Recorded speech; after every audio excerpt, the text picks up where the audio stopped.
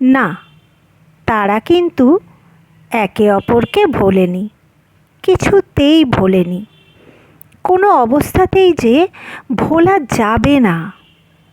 ভালোবাসা তাদের ভালো আছে, অন্য কারোর সাথে ভালো আছে। হ্যাঁ, এটা ঠিক যে তারা একসাথে থাকলে তারা সুখে থাকতো। আশপাশ থেকে প্রতিবাদ প্রতিরোধ হয়তো হতো, কিংবা হয়তো হতো না, কিন্তু তারা সুখে থাকতো।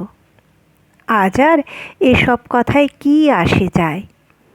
তারা দুজনেই ভালো আছে, একে অপরকে না ভুলেই ভালো আছে।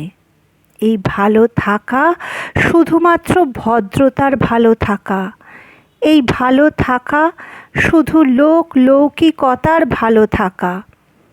আসলে এই ভালো থাকা হলো চূড়ান্ত খারাপ থাকার মধ্যে দিয়ে অসম্ভব ভালো থাকার চেষ্টা করে যাওয়া মাত্র।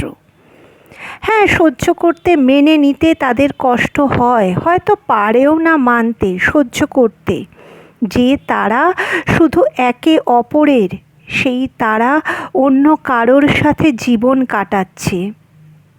পারিপার্শ্বিক লোকজনের মতে তারা নাকি খুব সুন্দর করে জীবন কাটাচ্ছে, আর এভাবেই জীবন চলছে জীবনের মতো করেই।